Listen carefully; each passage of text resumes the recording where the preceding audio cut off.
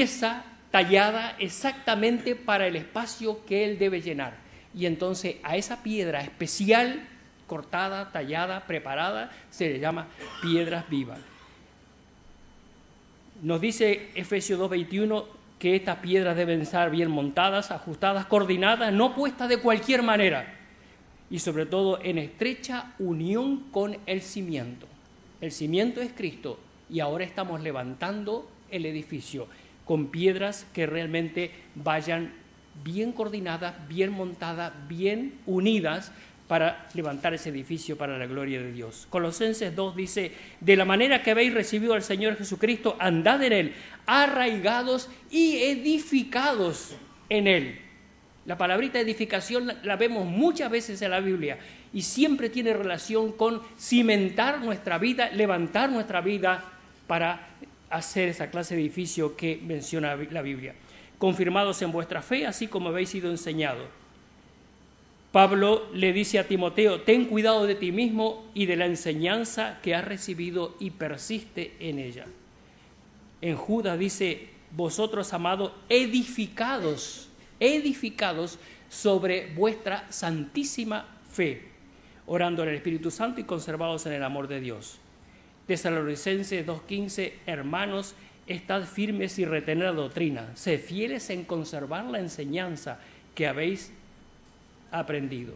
Ahora, ¿qué significa todo esto? Que debemos levantar paredes. Tenemos un cimiento y es Cristo. Tenemos una roca sobre la cual nos hemos afirmado. Tenemos un seguro cimiento sobre el cual nos hemos edificado. Tenemos un cimiento firme y ese es el Señor. Pero ahora tenemos que levantar el edificio. Ahora, ¿en base a qué? En base al conocimiento de Dios, en base a los atributos de Dios, en base a la persona y obra de Jesucristo, en base al hecho de que Jesús es sacerdote, profeta, rey, en base a su obra redentora, en base a su vida, muerte y resurrección y ascensión, en base a la venida del Espíritu Santo, obrando en este tiempo en favor de nosotros, en base a el significado de salvación, redención, adopción, justificación para nosotros, en base al hecho de que hay un lugar importante dentro de los propósitos, dentro de los planes de Dios, en lo que significa el Señor Jesucristo. ¿Por qué es importante esta edificación? ¿Y por qué es importante que cuidemos de que el edificio que estamos levantando realmente esté basado en lo que dice la palabra de Dios? En primer lugar, para que nuestras convicciones sean firmes. Pablo, mirando por fe a su encuentro con el Señor, le dijo a Timoteo, yo sé en quién he creído y estoy seguro de que tiene poder para guardar hasta aquel día lo que le he confiado. La Biblia de las Américas es un poquito más clara en este sentido, esta interpretación, y entonces es lo que dice, yo sé en quién he creído, he puesto sobre él todo. Y estoy seguro de que Él es fiel para guardar el depósito hasta aquel día. Primer punto, para que nuestras convicciones sean firmes. Debemos tener firmeza de convicciones. Debemos tener realmente firmeza en aquello que creemos. Debemos estar seguros de aquello en lo que hemos depositado nuestra fe y nuestra confianza y nuestra esperanza. Debemos estar seguros de nuestra fe. En segundo lugar, para que podamos dar buena razón de la fe cuando se nos demande razón, cuando sea necesario. El apóstol Pedro dice, estad siempre preparados para presentar defensa con mansedumbre y paciencia y reverencia ante todo aquel que os demande razón de la esperanza que hay en vosotros. Y cabe la pregunta, ¿estamos preparados para dar testimonio con autoridad, con conocimiento, plenamente seguros de en quién y qué hemos creído? ¿Estamos seguros de que podemos hacerlo con plena libertad y con certidumbre, con certeza? En mis días en la Facultad de Medicina, mucho tiempo atrás, por supuesto, en la clase de anatomía tenía un compañero, trabajamos en pareja siempre, no era muy hablador, yo tampoco lo soy mucho, aunque no lo creáis, Y ahí estábamos los dos trabajando y haciendo nuestra tarea y no hablábamos mucho más que lo estrictamente necesario. En aquellos días me convertí, acepté al Señor, y entonces, claro, con el entusiasmo de los primeros tiempos, lo primero que hice fue hablarle a mi compañero del Señor. Y resultó que mi compañero era mormón.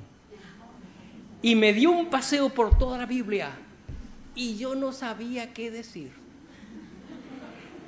No sabía qué responder. Claro, era un bebé en el Señor, pero lo peor, lo grave, lo triste es cuando pasa el tiempo y no sabemos qué responder.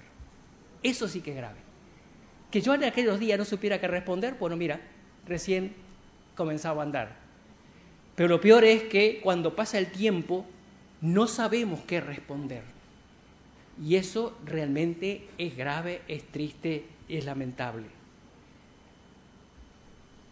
Para que sepamos cómo responder delante de aquellos que nos demandan razón de la fe que hay en nosotros.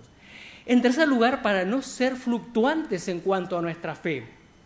Efesios capítulo 4 dice, hasta que todos lleguemos a la unidad de la fe y del conocimiento pleno del Hijo de Dios, a la condición de un hombre maduro, a la medida de la catadura de la plenitud de Cristo, para que ya no seamos niños,